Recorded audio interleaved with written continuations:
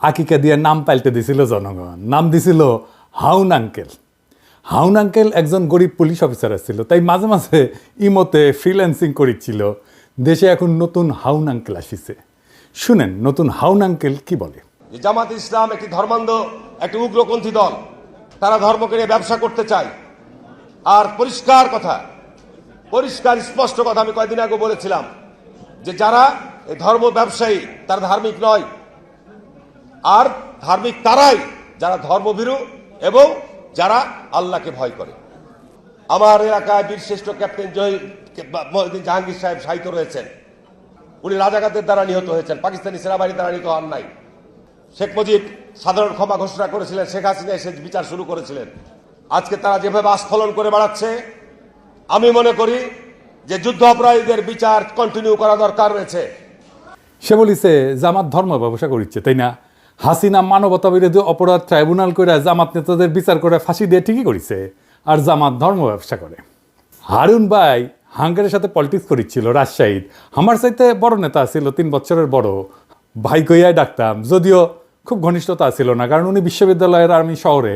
রাজশাহী বিশ্ববিদ্যালয়ের 2 জন নেতা শহরের নেতাদের সাথে কাজ করতেন, এক রাগিব হাসান মুন্না আর ছাত্রমৈত্রীর, আর ছাত্রদলের রিজভি ভাই। যাই হোক, হারুন ভাইরে আজ আমি খুব বেশি কিছু কমু না আগের সম্পর্কের খাতিরে, কিন্তু হারুন ভাই আপনি যদি এরকম বেপরোয়া ইন্ডিয়ান লাইনের রাজনীতি চালায় যেতে থাকেন, প্রমিজ আপনারা আমি হাউন আঙ্কেল বানাই দেবো।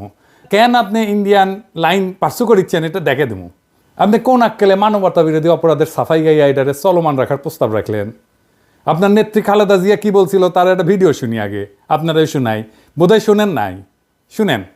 4 দলীয় জোটের নেতা তাদেরকে মিথ্যে মামলা দিয়ে মতিউর রহমান নিজামী, মুজাহিদি, সাইদি, দেলোয়ার হোসেন সাইদি, কামরুজ্জামান, কাদের মোল্লা, এদের সবাইকে তারা মিথ্যে মামলা দিয়ে গ্রেফতার করে রেখে দিয়েছে। এইবার আসেন তিনি নানা সময় কি বলছেন সেটা দেখি। জাতীয় সংসদে বিরোধী দল সেই সময় বিএনপির স্থায়ী কমিটির বৈঠক শেষে খালেদা জিয়া বিবৃতিতে জামাত নেতাদের অবিলম্বে মুক্তি দাবি করে বলছেন, জামাতে ইসলামের শীর্ষ 3 নেতা মতিউর রহমান নিজামী, আলী হাসান মুজাহিদ এবং দেলোয়ার হোসেন সাইদিকে গ্রেপ্তারের ঘটনা চরম স্বৈরাচারী পন্থায় রাজনৈতিক নিপীড়নের এক জঘন্য নজির। সুপ্রিম কোর্টের আইনজীবী সমিতির নবনির্বাচিত কর্মকর্তাদের এক সম্বর্ধনা অনুষ্ঠানে প্রধান অতিথির বক্তৃতায় খালেদা জিয়া বলছিলেন, বিচারের নামে প্রহসন এবং বিনা বিচারে আটকে রাখার এক জঘন্য ফাঁদ যুদ্ধাপরাধের বিচারের নামে গঠিত আন্তর্জাতিক অপরাধ ট্রাইব্যুনাল। এই ট্রাইব্যুনালের আইন, বিধি ব্যবস্থা, তদন্ত ও গঠন প্রক্রিয়া কোনো কিছুই স্বচ্ছ কিংবা আন্তর্জাতিক মানসম্পন্ন না। আন্তর্জাতিক মহল থেকে সে কথা পরিষ্কারভাবে বলে দেওয়া হচ্ছে, তবুও সরকার এই বিচারের নামে বিরোধী দল দমনের পথ বেছে নিয়েছে। এমনকি নয়াপল্টনে বিএনপির কেন্দ্রীয় কার্যালয়ের সামনে 4 দলীয় জোটের সমাবেশে খালেদা জিয়া যুদ্ধাপরাধের বিচারের নামে প্রহসন চলছে বলে দাবি করছিলেন। যুদ্ধাপরাধীদের বিচারকে রাজনৈতিক উদ্দেশ্য প্রণোদিত প্রহসন ছাড়া কিছুই নয় বলে অভিযোগ করে খালেদা জিয়া বলছিলেন, প্রধানমন্ত্রী একসময় জামাতে ইসলামীকে পাশে বসায় রাজনীতি করছেন, তখন কোথায় ছিল যুদ্ধাপরাধ? জামাত তখন এত প্রিয় ছিল, আর এখন কেন এত খারাপ হইল? এক সময় তো একসঙ্গে নির্বাচনও করছেন, এখন যাদের যুদ্ধাপরাধের অভিযোগে বিচার করা হচ্ছে তাদের বিচার মানুষ মানে না। বিএনপির ক্ষেত্রে একই জিনিস চলে, জামাতের সাথে রাজনীতি করছেন, ঐক্য করছেন, নির্বাচন করছেন, সরকার গঠন করছেন, এখন জামাতে তো খারাপ হয়ে গেল। তো হারুন ভাই আপনি খালেদার যে চাইতে বড় বিএনপি হয়েছেন, হ্যাঁ? 2018 সালের 900 ভোটের নির্বাচনে বগুড়া সদরের আসনটা ছাড়া, কারণ ওইখানে বগুড়া সদরে কারো কারচুপি করার ক্ষমতাই নেই, আমলিক চাইলেও পারতো না কারচুপি করতে, তাই ওই সিটটা বাদ। ওই সিট বিএনপি পাবেই। বাকি সব আসন যেখানে জাতীয় ঐক্যফ্রন্টের ক্যান্ডিডেট জিতেছিল, তাদের সাথে ইন্ডিয়ার গভীর সম্পর্ক ছিল, তাদেরকে জিততে দিছিল। যেমন ধরেন সুলতান মোহাম্মদ মনসুর, উকিল সাত্তার জিতেছিল না, হারুনও জিতেছিল। আমরা জানতে চাই কেন হারুনের সিট হাসিনা ছেড়ে দিছিল। তো হারুন ভাই যে বলিছে যে জামাত ধর্ম ব্যবসা করে, এটা নিয়ে আলাপ করি। আসেন ধর্ম ব্যবসাকে ডিফাইন করে নিই, কাকে বলে। ধর্ম ব্যবসা বলতে বোঝানো হয় এমন একটা অনৈতিক কর্মকাণ্ড যেখানে ধর্মীয় বিশ্বাস, আচার অনুষ্ঠান বা মানুষের ধর্মীয় অনুভূতিকে ব্যবহার কইরা আর্থিক লাভ বা ব্যক্তিগত স্বার্থ হাসিল করা হয়। এটা শুরু হয় মধ্যযুগে। খ্রিস্ট ধর্মের বিভিন্ন ধর্মীয় প্রতিষ্ঠান 2 ভাবে এই ধর্ম ব্যবসা করত। যিশু যেই ক্রুশে ক্রুশবিদ্ধ হয়েছিল, ওই ক্রুশের অংশকে বলা হয় রেলিক বা পবিত্র অবশেষ। এইটা বিক্রি বা প্রদর্শনের মাধ্যমে অর্থ সংগ্রহ করত চার্চ। আর 2 নম্বর হচ্ছে স্বর্গপ্রাপ্তির গ্যারান্টি বিক্রি করার ঘটনা। এইটা প্রধানত ক্যাথলিক চার্চের মাধ্যমে পরিচালিত হইতো। এইটা পরিচিত ছিল ইনডালজেন্স নামে। এমন একটা ধর্মীয় নীতি যেখানে পাপের শাস্তি কমানোর বা মাফ করার প্রতিশ্রুতি দিয়া চার্চ অর্থ গ্রহণ করতো। এইখান থেকে ধর্ম ব্যবসা শব্দের উৎপত্তি। জামাতকে হারুনের কাছে কোনো ধর্মীয় পণ্য বেচেছে? হাসিনার গুণগান করতে করতেও কাইট হয়ে যাইতো হারুন। দেখেন দেখেন, উন্নয়নের প্রশংসা করতে করতে কাইট। আবার একবার চাপাই নবাবগঞ্জে কোন এক ট্রেনের উদ্বোধন করবার যায় নাকি হাসিনা হারুনের খোঁজ করেছিল, সেটা তো একেবারে কাইট হয়ে পড়েছিল। দেখেন, যাই হোক, আজকে হারুনরা আর কিছু কইলাম না, আর এক মাল দেখি। খালেদা জিয়ার উপদেষ্টা ফজলুর রহমান সাহেব, সাবেক ছাত্রলীগের সভাপতি, ওই যে কেন বিএনপি করে বুঝি না, ওই বিএনপির বসে রাজনীতি করেছে আওয়ামী লীগের। ওই খালেদা জিয়ার নাকি উপদেষ্টা, তো খালেদা জিয়া কি উপদেশ দেয়? ওই এইটা সাহেব, ওই যে ওইটা দেখান না, শেখ মুজিব খুব খারাপ লোক কইয়া যে বাণী দিছে সেটা দেখান। এই দেশের সবচেয়ে খারাপ মানুষের নাম হলো শেখ মুজিবুর রহমান। ৩রা জানুয়ারি বঙ্গবন্ধু শেখ মুজিবুর রহমান ৭১ সনে রেসকোর্স ময়দানে মিটিং করে বলল, ৬ দফার দাড়ি ক্ষমা সেমিকোলন বাদ দিয়ে যদি আমরা কেউ আপোষ করি, আপনারা আমাদেরকে জ্যান্ত কবর দিবেন। সে আপোষ না করে শেখ মুজিবুর রহমান খুব খারাপ কাম করছে। এই খারাপ কাজ করার কারণেই দেশটা মুক্তিযুদ্ধ পর্যন্ত পড়ছে। বঙ্গবন্ধু শেখ মুজিবুর রহমান ২৫শে মার্চ পর্যন্ত ইতিহাসের ক্যাপ্টেন সে। ১৯৬৬ সন থেকে ১৯৭১ সন পর্যন্ত ইতিহাসের মুক্তিযুদ্ধের ক্যাপ্টেনের নাম হলো শেখ মুজিবুর রহমান। এখানে জিয়াউর রহমান একটা সেঞ্চুরি মারছে নতুন প্লেয়ার হিসাবে। আর যে পাকিস্তানি সুন্দর সুন্দর ছেলেরা আইসা আমাদের সুন্দরী মেয়েরা বিয়া করিয়া করাচি পিন্ডিতে নিয়ে যাইতো, আর আমরা মনে করতাম আমাদের বাগনা বাগনি গুলা খুব সুন্দর হয়েছে। এটা থেকে শেখ মুজিবুর রহমান আমাদেরকে বঞ্চিত করছে। খুব খারাপ মানুষ শেখ মুজিবুর রহমান। শুনলেন তো, এটা বিএনপির নেতা নাকি আওয়ামী লীগের নেতা? আরো শুনেন কি কয়। ছাত্রদের কোনো কন্ট্রিবিউশন ছিল না জুলাই আগস্ট বিপ্লবে, ৯০% বিএনপির কর্মী। জনতার সেই অবস্থার মধ্যে নিশ্চয়ই বৈষম্য বিরোধী ছাত্র আন্দোলন নামধারী নেতৃত্ব প্রকাশ্যে এবং গোপনে নেতৃত্বের ভূমিকা অবতীর্ণ হয়েছিল, কিন্তু সমস্ত জনগণের ৯৫% ছিল জাতীয়তাবাদীর শক্তির সমর্থক এবং বিএনপির নেতা কর্মী। আমি শুধু বলবো, উদাহরণ দেওয়ার জন্য, শুধু যাত্রাবাড়িতে থেকে দাউদকান্দি পর্যন্ত যে লক্ষ লক্ষ মানুষ ছিল, শেষ দিন যে ১৩৭ জন লোক জীবন দিয়েছে থানা দখল করতে গিয়ে যাত্রাবাড়ি, এরা কারা? এদের একজন কি ছাত্র ছিল? এদের একজন কি বৈষম্য বিরোধী ছাত্র আন্দোলনের নেতা ছিল, কর্মী ছিল? না, এদের প্রায় 99% লোক ছিল শহীদ জিয়ার আদর্শের কর্মী, খালেদা জিয়া এবং তারেক রহমানের কর্মী। কারণ হাইসানি আসিচ্ছি, এই প্রসঙ্গে আসিচ্ছি। আপনার নেতা মির্জা ফখরুল কি কইছিল আন্দোলন সম্পর্কে? বিএনপি নাকি আন্দোলনে ছিল না। এই যে দেখেন, তার কথা শুনেন। আন্দোলনের সঙ্গে শিক্ষার্থীরা সরাসরি জড়িত, আমরা এই আন্দোলনের সঙ্গে কখনোই সরাসরি জড়িত নই। ৯০% বিএনপি কর্মী হয়ে গেল। আর দেখেন, ছাত্রদের বিরুদ্ধে কি বিপুল ঘৃণা। সমন্বয়ক নামে ২২-২৩ বছরের ছাত্ররা ডিসির সাথে মিটিং করতে যেতেছে, আর ওনার পুচ্ছে আগুন ধরে গেছে।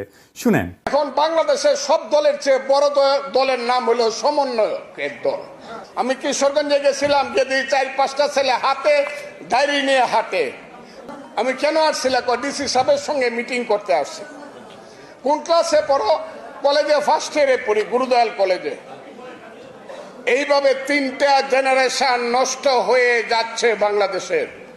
কারণ সমন্বয়ক হইলে পরে ফার্স্ট ইয়ারে পড়েই ডিসি সাহেবের সাথে মিটিং করে প্রজেক্ট করা যায়। এইবার দেখেন নিজেই কি কইতেছে, যে ও নিজে, এ ফজলুর রহমান নিজে যখন ওই বয়সে ছিল, ওই বয়সে ৩২ জনের মারছে, যারে কইছে তারই মারছে, তার সাঙ্গপাঙ্গরা। এই যে শুনেন, আমরা ছোটখাটো মানুষ, কিন্তু আমি যে 23 বছরে যে পাওয়ার পাইছিলাম, এখন ইউনূস সাহেবের সেই পাওয়ার নাই। আমি আবারও বলছি, 23 বছর বয়সে আমার হাতে যে পাওয়ার ছিল মুক্তিযোদ্ধা কমান্ডার হিসাবে, আমি ইচ্ছা করলেই বলতে পারতাম, ও এরে ফেলায় দে। 16 ডিসেম্বরের আগে এ রাজাকার আমার বিরুদ্ধে যুদ্ধ করছে, ফেলায় দে। 15 জনকে গুলি করে আমার যে সৈনিকরা ছিল, মুক্তিযোদ্ধারা ছিল, ফেলায় দিয়েছে গাঙ্গের পারে। দেখেছেন? মুরব্বী, আপনার কি আদৌ ডিসিদের সাথে মিটিং করে ছাত্রদের নিয়ে ইনকা বিষোদ্গার করা উচিত? ওরা বিরোচিত কাজ করেছে, দলে দলে কাতারে কাতারে জীবন দিয়া সারা দেশের মানুষের জায়গায় তুলছে, ঐক্যবদ্ধ করছে। আর আপনার এখন পৌরুষ জেগে উঠছে না, আপনি কইতেছেন কোনো কন্ট্রিবিউশন নাই। আপনি হুশে আছেন মুরব্বী? আপনি মুরব্বী মানুষ, বেশি কিছু কমু না। আপনারা করেছেন কি? ঈদের পরে আন্দোলন কইরা কইরা তো বছরের পর বছর পার করেছেন, এখন গলাত প্রচুর জোর এসেছে না? আপনাদের তো মির্জা আব্বাস কইছে 28 অক্টোবর প্রাণ ভয়ে প্রতিরোধ গড়ে তুলতে পারেন নাই, এখন পাঙ্খা গজাইছে, হিংসা হয় ছাত্রদের, আপনারা হাত মারিছেন, বুঝেছেন? 16 বছর ধরে হাত মারিছেন, ছাত্ররা পাইরা ফেলা মেরে দিচ্ছে 3 সপ্তাহে হাসিনার। ফাল পারা বন্ধ করবেন, আবার ফাল পারবেন তো পাবলিকে কলে পাইরা ফেলবে, খুব খেয়াল। এইগুলা হইতেছে বাকশালী ডিম, বুঝছেন? বিএনপির বাসাত রাখিছে, বিএনপি তা দিচ্ছে এগুলাতে, এটা ফুটে বাকশালী চাও বাড়াবে। এবার বলেন, এই যে ভারত ঘেঁষার বাম এলিমেন্টগুলা কই থেকে বাইর হইতেছে বিএনপির মধ্যে থেকে, আর প্রমিনেন্স পাইতেছে, এত মিডিয়া কভারেজ পাইতেছে, এইখানেই আছে বিএনপির আগাম নির্বাচনের দাবির প্রশ্ন। বিএনপির আগাম নির্বাচন এটা ইন্ডিয়ান গেম। এবার কইবেন যে কইলেই হিল, আমি কোনো অনুমান করে কথা বলি না। আপনি দেখেন বিনা সিক্রি কি কইতেছে, সে বাংলাদেশে 111-এর আগে ইন্ডিয়ান হাই কমিশনার ছিল, সে আগে নির্বাচন পরে সংস্কার, এই আইডিয়ার প্রবক্তা শুনেন, তার মুখে শুনেন। The political parties of Bangladesh are saying this to Mohammed Yunus. Elections first. The reforms are to be done only by an elected government. This is business. এইবার যে এটা ইন্ডিয়ান যে প্ল্যান, এবার বুঝিছেন? বিএনপিকে তো জবাব দিতে হবে, কেন বিনা সিক্রি তাদের দাবির পক্ষে কথা বলে। বিএনপি যে নির্বাচন করিচ্ছে, এটা কি ঠিক কাজ হচ্ছে? তার আগে প্রফেসর ইউনূসের সরকারের সমালোচনা করে নিয়ে এটা বলার দরকার আছে, কারণ বিএনপির এই নির্বাচন করে সিক্কর পাড়ার পিছে প্রফেসর ইউনূসের সরকারের দায় আছে। তো কেন বিএনপি নির্বাচনের দাবি তুলতে পারতেছে সেটা আলাপ করা দরকার না? আসেন করি। প্রফেসর ইউনূসের সরকার তো এমনিতে স্লো, এমন উদ্ভট ডিসিশন নিতেছে যে ডায়পার পড়া উপদেষ্টারা পাবলিক বিরক্ত হইতেছে। দৃশ্যমান উন্নতি আছে কিন্তু তাও পাবলিক বিরক্ত হইতেছে। এই যে হাসিনা আমলে 400 টাকা কেজি কাঁচামরিচ খাওয়াইছিল না, এখন কাঁচামরিচ এখন কত 40 টাকা কেজি, তাও মানুষ বিরক্ত কেন? আমি বলছিলাম না যে ভ্যাট শূন্য করে দিতে হবে ওষুধে, নিত্য ব্যবহার্য ওষুধে, এমনভাবে নিত্য ব্যবহার্য ওষুধে কমাইতে হবে, আর লাইফস্টাইল ওষুধ মানে ভিটামিন মিনারেল প্রোবায়োটিক আর ধ্বজভঙ্গ সারানোর ওষুধ, এগুলোতে সরকারের ভ্যাট বাড়াই দিতে হবে, রাজস্ব যেন না কমে সরকারের। স্বাস্থ্য মন্ত্রণালয় কিন্তু এই প্রস্তাব নিয়ে কাজ করতেছিল, আমার প্রস্তাব গ্রহণ করছিল, তাদের ধন্যবাদ জানাই। তালিকা ফাইনাল হয়ে যাওয়ার মাত্র 2 দিন আগে ওষুধের উপরে ভ্যাট বসাই দিল অর্থ মন্ত্রণালয়। এতে নাকি সমস্যা হবে না, অর্থমন্ত্রী কইছে। আরে সমস্যা হবে কি হবে না এটা তো আমরা বুঝি। জিজ্ঞাসিলেন আমাদেরকে সালাউদ্দিন সাহেব, আপনি আমাদের মতামত নিয়েছিলেন, রাষ্ট্রে কি আপনার বাপের তালুকদারি যে ইচ্ছা হইলো ভ্যাট বাড়াইলাম? আপনারা গালাইছিলাম, এরে ওরে কমপ্লেন করেছিলেন, নূরজাহান আপা বলে যে তুমি গালাইবা না এখন থেকে বয়স্ক মানুষকে। আমি গালি দেওয়া বন্ধ করেছি উনার রিকোয়েস্টে, আর আপনাদের পাঙ্খা গজাইছে। নূরজাহান আপা দেখেন, এবার দেখেন, আপনার কাছে তো আমি কমিটমেন্ট দিছিলাম গালি দিব না, দেখেন আপনার মন্ত্রণালয়কে খাইলো বাম্বু। পাবলিক এখন আপনারা গালাইতেছে যে আপনি বোধহয় ওষুধের দাম বাড়াইছেন। আচ্ছা সালাউদ্দিন সাহেব, ওষুধের উপরে ভ্যাট বাড়ানোর আগে আপনারা একবারের জন্য মনে হইল না যে আমি একটু স্টেক হোল্ডারদের সাথে আলাপ করে নিই? আমার সাথে আলাপ না করেন না, আপনারা তো মানুষ বিলা মনে করেন না। হ্যাঁ বলেন, কার সাথে আলাপ করেছিলেন? আপনি যতই জ্ঞানী হন না কেন, আপনি যত জ্ঞানী হন, যত পাস দেন, যত পিএইচডি করেন, আপনি তো হেলথের বুঝেন, কিছুই বুঝেন না আপনি। তো ডিসিশন কেন নিজে নিজে নেন? বুঝান তো সাউদ্দিন সাহেব, আপনি কথা কইবেন, স্টেক হোল্ডারদের সাথে কথা কইবেন, আমার সাথে কোন বা যার সাথে কোন কথা বলে কনভিন্স করবেন কেন আপনি ভ্যাট বাড়াইছেন ওষুধের উপরে। আমার সাথে কথা কইতে চাইলে মোস্ট ওয়েলকাম, আগে কনভিন্স করবেন, তারপরে ওষুধের উপরে ভ্যাট বাড়াইবেন। আমি কলে আগুন জ্বালাই দেবো, জান কালা কালা করে দেবো আপনার। আমি প্যারিসে থাকলেও ঢাকার রাস্তায় আমি লাখো জনতা নামাইতে পারবো। ওষুধের উপরে ভ্যাট বন্ধ, ফুল স্টপ, 1 পয়সা ভ্যাট বাড়াবেন না। এবার আসেন বিএনপির নির্বাচনের প্রশ্ন। আচ্ছা বিএনপি ভাইরা, আপনারা যে নির্বাচন করছেন, ইকোনমির অবস্থা জানেন? ইকোনমি যে জয় বাংলা হয়ে আছে সেটা জানেন? খবরই তো নাই। অর্থনীতির অবস্থা নিয়ে ভিডিও আসবি, আমি ভয় পাইতে চাই নাই, তাই এটা নিয়ে কিছু বলি নাই। আপনারা বলেছে, আপনারা না বললে আপনারা বুঝবেন না কিসের মধ্যে ল্যান্ড করতে যাইতেছেন। এর মধ্যে রাষ্ট্র ক্ষমতা যাবেন, পারবেন না তো চালাইতে, দেশে চালাইতে পারবেন না, টাকা নাই তো। আর আপনারা কি তৈরি রাষ্ট্র ক্ষমতা নেওয়ার জন্য? আপনার ছায়ামন্ত্রী সভা কই? রাষ্ট্রপ্রধান কে হবে? এইসব কি দেশবাসীর জানা উচিত না? এই যে 5 মাসে বেশি গেল, এই সময় অন্তঃসার শূন্য বক্তিমা ছাড়া আর কি দিচ্ছেন? সরকারের নাকি সাহায্য করবেন, কি ভালো সাহায্য করেছেন? এই যে ইন্ডিয়ান ডিসইনফরমেশন ক্যাম্পেইন কিছু করেছেন, এটার মোকাবেলা দল হিসাবে তো আপনার সক্ষমতা দেখতে চাই আমরা। আপনাদের তো খাইয়া ফেলবে ইন্ডিয়া। এখন ভাবিছেন ইন্ডিয়ার সাথে সিস্টেম করেছেন, ইন্ডিয়া ঝামেলা দিবে না। যেই মাত্র একটা স্বাধীন নীতির বাস্তবায়ন করতে যাইবেন, তখন দেখবেন ওইসব প্রতিশ্রুতির চাঙ্গে তুইলা কোমর বেঁধে নামবে আপনার বিরুদ্ধে। এখন যদি মনে করেন আপনি ইন্ডিয়ার ইচ্ছা মতো চালাইয়া তার মন পাইবেন, পাবলিকে ছাড়বে, আপনাদেরকে ছাড়বে না। আপনাদের জনগণের শক্তির উপরে ভরসা করতে হবে। এই যে 31 দফা দিচ্ছেন, পুরাই তো বুলশিট। একটা এক্সাম্পল দিই, হ্যাঁ, মনে কিছু কইলেন না। আপনাদের কইলে তো আবার মনে কিছু করেন। বিএনপির 31 দফার 25 আর 26 দফা আছে স্বাস্থ্য নিয়ে কথা। দেখি আমি পড়ে দেখি। স্বাস্থ্যকে সম্পদ হিসাবে বিবেচনা করে সবার জন্য স্বাস্থ্য এবং বিনা চিকিৎসায় কোনো মৃত্যু নয়, এই নীতির ভিত্তিতে যুক্তরাজ্যের আদলে সার্বজনীন করা হবে, মানে সার্বজনীন স্বাস্থ্যসেবা করা হবে। স্বাস্থ্যসেবা প্রবর্তন করে সবার জন্য স্বাস্থ্য কার্ড চালু করা হবে। জাতীয় বাজেটে স্বাস্থ্য খাতে জিডিপির 5% অর্থ বরাদ্দ করা হবে। আপনার কি জানা আছে NHS এর যুক্তরাষ্ট্রের মডেলটা কি? এটা বাংলাদেশের জন্য আসলে উপযুক্ত কিনা? আপনার কোনো ক্রিটিক্যাল সেন্স আছে? আসেন এটা বুঝে দেখি। NHS এর মডেল বাংলাদেশে চলবে না। এর কারণগুলো হইলো, একটা হচ্ছে অর্থনৈতিক সীমাবদ্ধতা। NHS এর মডেলটি এটা অর্থায়ন করার জন্য একটা শক্তিশালী এবং ধারাবাহিক রাজস্ব ব্যবস্থা প্রয়োজন। থার্ড ওয়ার্ল্ডের দেশগুলোতে কর আদায়ের হার খুব কম এবং অর্থনৈতিক অবকাঠামো খুব দুর্বল, ফলে এটা সম্পূর্ণরূপে সরকারি স্বাস্থ্যসেবা চালু করার জন্য যে অর্থ দরকার তা সরবরাহ করা সম্ভব না। জিডিপির 5% বরাদ্দ করবেন। ইউকের কত পার্সেন্ট আছে জিডিপির আপনি জানেন? প্রায় 12% জিডিপির। তা আপনি কেমনি করবেন? বললেই হইলো। আপনি ওইদিকে বলতেছেন 5% আর বলতেছেন ইউকের মতো করবেন। বা আপনার কাপড় এতটুকু, আপনি সামনে ডাকবেন না পিছনে ফুটা ডাকবেন, সেটাই তো ঠিক করতে পারেননি। আপনি তো সামনে ডাকলে পিছের ফাঁকা হয়ে থাকবে। NHS এর পরিচালনার জন্য একটা দক্ষ প্রশাসনিক কাঠামো দরকার। এটা বাংলাদেশের আছে। ইনস্টিটিউশনাল কোনো স্ট্রেংথ আছে বাংলাদেশের? কেন্দ্রীয়ভাবে স্বাস্থ্যসেবা পরিচালনার জন্য যে ধরনের দক্ষতা দরকার সেটা তো বাংলাদেশের নাই। এবং আমাদের স্বাস্থ্যের যে প্রায়োরিটি এবং রোগের প্রকৃতি এবং প্রায়োরিটি একরকম না। NHS এইখানে নন কমিউনিকেবল ডিজিজ যেমন ডায়াবেটিস, ক্যান্সার এগুলোকে প্রাধান্য দেয় সিস্টেমটা বানানো হয়েছে। আর আমাদের মতো দেশে এটা কমিউনিকেবল ডিজিজ, সংক্রামক রোগ এগুলো বেশি। ডেঙ্গু, ম্যালেরিয়া, অপুষ্টি, ডায়রিয়া, টাইফয়েড এগুলো বড় সমস্যা। আপনি যে বলেছেন সবার জন্য স্বাস্থ্য, ওইটা primary health care. Primary health care NHS এর প্রায়োরিটি না। তো দুইটা একই সাথে করবেন, আবার বাজেট দেবেন 5%, কেমনে করবেন? পারবেনই না। আপনার 5 লাইনের একটা হেলথ স্ট্র্যাটেজি করতে গেলে পুরাই ভুল করেন, তো রাষ্ট্র চালাইবেন কেমনে? আমরা অনেকে বলে যে আমি কেন বিএনপির সমালোচনা করি, কেন জামাতের সমালোচনা করি না। আরে বাবা, এই কথা আওয়ামী লীগেররা বলতো হাসিনার আমলে, কেন বিএনপির সমালোচনা করি না, আওয়ামী লীগের সমালোচনা করি। আমি সেই সময় কইছি বিএনপি ক্ষমতায় আসুক, আমি ঠিকই সমালোচনা করব। জামাত তো ক্ষমতায় আসিচ্ছে না, তো আমার সমালোচনা করার দরকার কি? ও তো আর রাষ্ট্র ক্ষমতায় বসিচ্ছে না। কিছু মানুষ আছে যারা সবসময় সরকারি দল করে, আর আমি সবসময় বিরোধী দল করব। কারণ রাজনৈতিক দলগুলো কখনোই জনগণের স্বার্থ রক্ষা করে না, আপনারাও করবেন না। আমাকে তো আমার জনগণের পক্ষে থাকতে হবে। আপনার নেতারা ইন্ডিয়ান ন্যারেটিভ বলতে থাকবে, মুজিব বন্দনা করতে থাকবে, 72-এর সংবিধান করতে কান্দে বুক বাসাবে, আর আমাকে জিন্দাবাদ দিতে হবে আপনাদের নামে। এই আবদার কেন? আমি কি আপনাদের চাকরি করি নাকি আপনাদের দল করি? হাসিনার বিরুদ্ধে অ্যাক্টিভিজমে মিত্র আছিলেন, আমার অনেক অ্যাক্টিভিজম আপনার পক্ষে গেছে, তাই বলে তো এটা মনে করা ঠিক না যে আমি আপনাদের দল করি। সরকার গঠন করতে না করতে দলের সমালোচনা সহ্য করতে পারতেছেন না, তো সরকার করলে কি করবেন? স্যাম্পল তো এখনই দেখাইতেছেন, তাই না? যাই হোক, আপনাদের জন্য আগামী দিনের একটা বার্তা দিই, সেটা মন দিয়ে শুনেন ভাইরা। বাংলাদেশের অসংখ্য সমস্যা, তার কোনো কুইক ফিক্স নাই। আপনার হাতে কোনো ম্যাজিক নাই, প্রফেসর ইউনূসের হাতেও কোনো ম্যাজিক নাই। আপনি ক্ষমতায় যাবেন আর অজনপ্রিয় হবেনই। জান লড়াই দিয়ে কাজ করলেও অজনপ্রিয় হবেন। প্রফেসর ইউনূসের সরকারি কি প্রমাণ না? কি বিশাল জনপ্রিয়তা নিয়ে একটা জাতীয় ঐক্যের মধ্যে দিয়ে ক্ষমতা নিল, আর বেড়াচেরা করে ফেললো কয়েক মাসের মধ্যেই। কেউ তো করাপশন করেনি, তারপরেও বেড়াচেরা করে ফেললো। কোনো করাপশনের অভিযোগ নাই। ইন্ডিয়া আপনাদেরকে দাঁড়াইতেই দেবে না রাষ্ট্র হিসাবে, এটাই ভারতের বাংলাদেশ নীতি।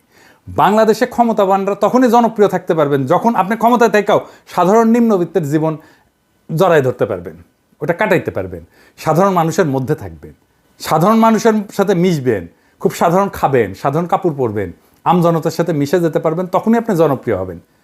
আপনি তো এটা পারবেন না। আপনি তো প্যাপু বাঁশি বাজায় গাড়ি নিয়ে যাবেন, গাড়ি ছাড়া চলবে না, পিছে গার্ড থাকবে, মন্ত্রীর বাসা ছাড়া থাকতে পারবেন না। তাই আপনাদের ব্যাপক একটা ইউনিটির মধ্যে দিয়ে যাইতে হবে, আর ভরসা করতে হবে বাংলাদেশের জনগণের উপরে। ইউটিউবারদের উপরে চড়া হয়ে লাভ নাই। হ্যাঁ, ইউটিউবাররা আমজনতার আরও বেশি পছন্দের মানুষ হইয়া উঠতে থাকবে, এইটা ঠেকাইতে পারবেন না। হুদাই ট্রাই করেন না। আপনার দলের বাম, আওয়ামী লীগ আর 72-এর সংবিধান আর ইন্ডিয়া প্রেমীদের ঠেকান। আপনাদের সাথে সম্পর্ক তাইলে রচিত হবে। আমরা তো জনগণের পক্ষ ছাড়বো না।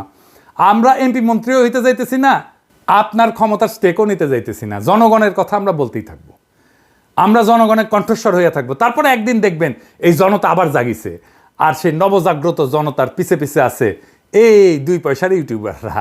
এই জিনিস যদি দেখতে না চান, তার বদলে আপনারা জায়গা ওঠেন, জনতার শক্তিকে ধারণ করেন, জনতার আকাঙ্ক্ষাকে ধারণ করেন, দেশ এবং জাতি উপকৃত হবে। ইনকিলাব জিন্দাবাদ।